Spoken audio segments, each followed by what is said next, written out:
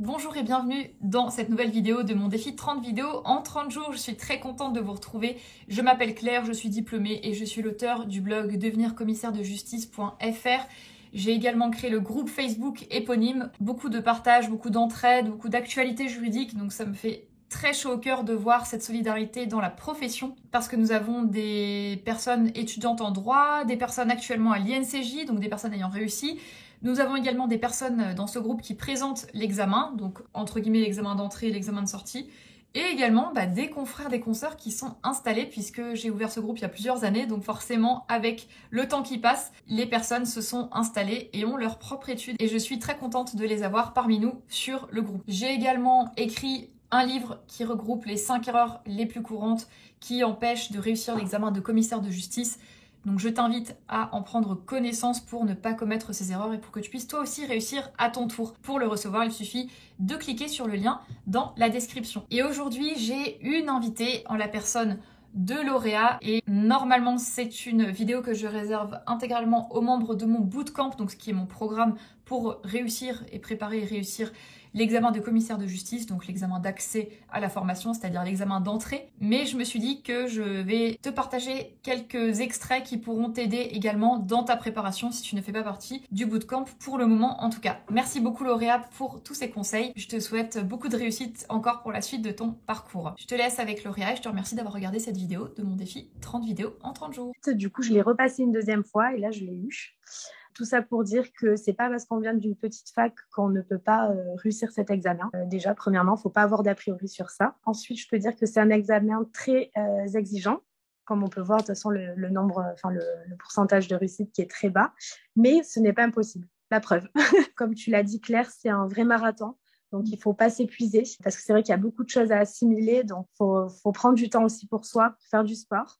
Et en fait, c'est vrai que ces moments-là, ça permet aussi de prendre du recul sur ce qu'on apprend. Parce que sinon, on est trop focus droit et on ne prend pas du tout de recul et on ne se dit pas pourquoi cette procédure, pourquoi on fait ça. Et en fait, c'est comme tu le disais dans ton e-book que j'ai lu ce matin. C'est vrai que si on ne se pose pas la question de l'avant ou de l'après, le jury va nous piéger sur ce point-là. Concernant ma méthode de travail, j'ai appris tous les plans de cours par cœur. Parce que pour moi, en fait, quand on apprend le plan, on sait où aller. Quand, par exemple, on nous parle d'une sûreté, je sais pas, d'une sûreté personnelle, on sait dans notre tête quelles sont les sûretés. Enfin, c'est un peu un entonnoir, en fait. Donc, j'ai commencé par faire ça. Ma méthode de travail, c'est de ficher parce qu'en fichant, j'apprends, vu que j'ai une mémoire visuelle.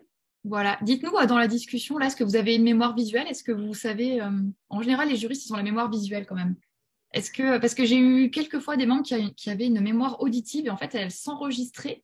Ouais. Elles enregistraient leurs fiches et elles se les passaient comme ça dans les trajets. Si vous voulez nous J'ai dire dans essayé la aussi. Ouais. Non, c'est Pour un pas truc. perdre de temps. Ouais. Yes, Marc, tu me dis mémoire visuelle principalement pour ma part. Marianne, visuelle, team fiche, ok. Comme moi aussi. Yes, et Laurie aussi, mémoire visuelle me concernant. Excellent, merci pour vos réponses. D'ailleurs, si au cours de la discussion, vous avez des questions, n'hésitez pas à les mettre dans le chat. Laurie, c'est notre invité d'honneur. Donc, on pourra aller voir après la présentation de Laurie, bien sûr. Ok, merci beaucoup pour votre participation. Et Donc, d'ailleurs, si vous avez une mémoire visuelle, je vous conseille de voilà. faire des schémas des procédures. Moi, c'est ce que je faisais et vraiment, c'est bien parce que quand on arrive à l'examen et qu'on nous pose des questions sur les procédures, on sait exactement où aller. Donc, moi, je m'étais fait des schémas avec les délais, etc. Et ça m'a bien aidé. Ouais. Donc, voilà.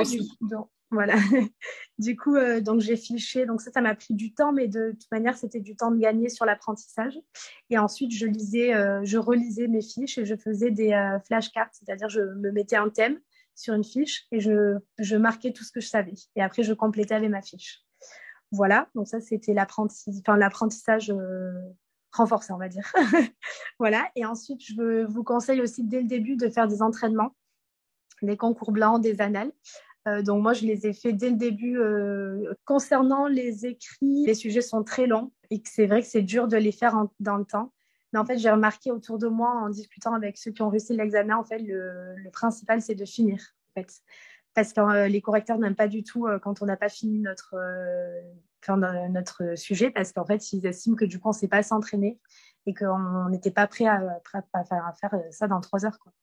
Excellent Donc, conseil. Merci beaucoup. Et puis, c'est vrai que ouais, d'un point de vue stratégique, le fait de répondre à tout, même si c'est pas ouais, parfait, hein, c'est jamais oui, parfait. Mieux vaut fait que parfait, hein. Je vous répète, mieux vaut fait que parfait. En fait, ça vous permet d'être noté sur 20 quand vous oui, traitez c'est tout. ça. Voilà. Oui,